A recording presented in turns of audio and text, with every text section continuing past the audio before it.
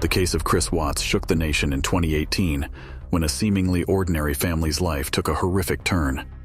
Chris Watts, born on May 16, 1985 in Fayetteville, North Carolina, was a married man with a loving wife named Shanann and two beautiful young daughters, Bella and Celeste. This detailed account explores the events leading up to the murders, the shocking revelation of Chris Watts as the perpetrator, the legal proceedings that followed, and the impact it had on all those involved. About one of the most gruesome and disturbing events we have ever covered. Chris and Shanann had what would be considered a picture-perfect marriage. They had a beautiful home, they both had striving careers. Bella was going to start kindergarten. He talks in the past tense about one of his daughters.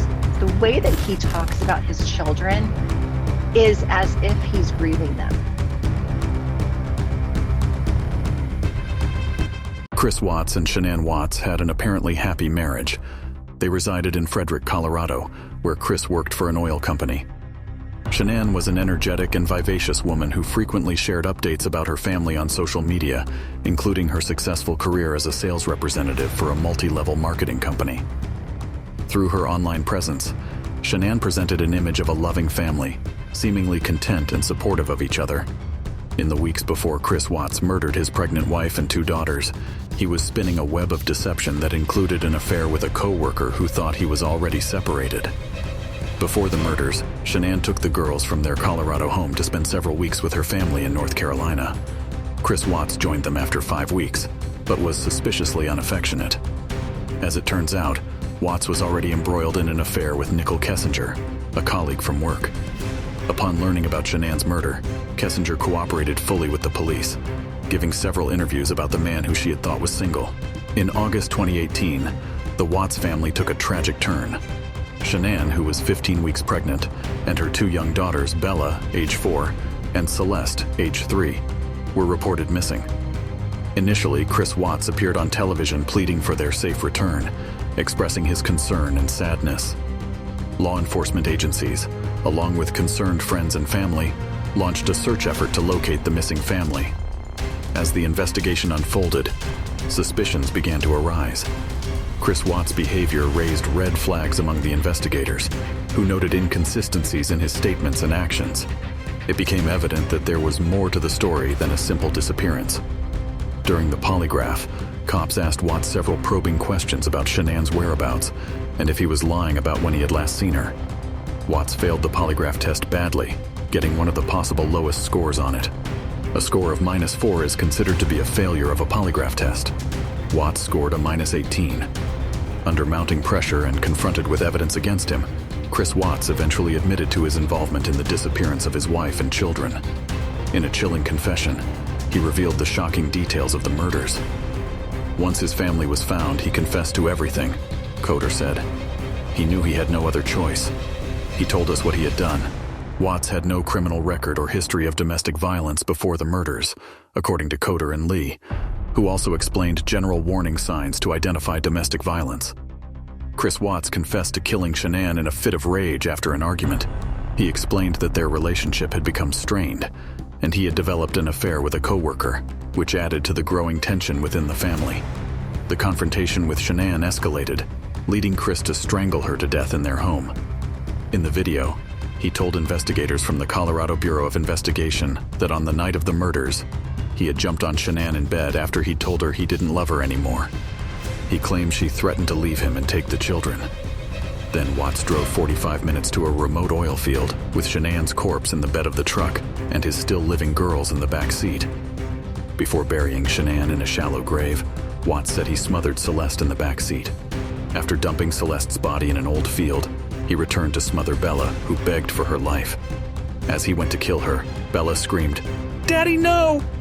And it was the last word she spoke, the report reads. It disposed of their remains at an oil field where he worked. The discovery of the deceased victims brought forth a flood of emotions and further intensified the public's outrage and disbelief. In November 2018, Chris Watts appeared in court and pleaded guilty to multiple charges, including first-degree murder, unlawful termination of a pregnancy, and tampering with deceased bodies. The plea spared the case from going to trial, as the evidence against him was overwhelming. During the sentencing hearing, Shanann's family and friends shared heartbreaking victim impact statements, expressing their pain and loss. They remembered Shanann as a loving mother, devoted wife, and cherished friend. The court proceedings provided a platform for the victims' loved ones to confront Chris Watts and demand justice for the horrific crimes committed against their families. The judge, recognizing the gravity of the crimes, sentenced Chris Watts to life in prison without the possibility of parole.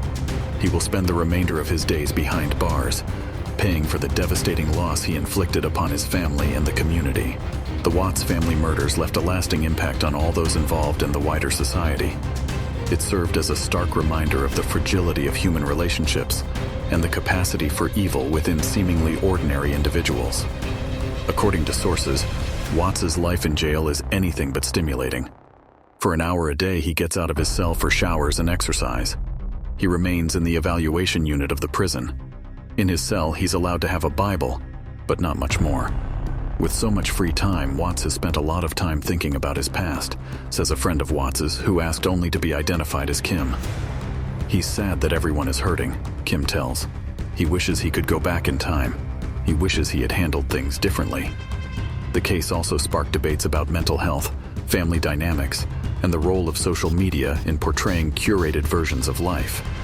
Many questioned how a man who appeared to be a doting father and husband could commit such heinous acts. The tragedy highlighted the importance of looking beyond surface appearances and emphasized the need for awareness and intervention in cases of domestic violence.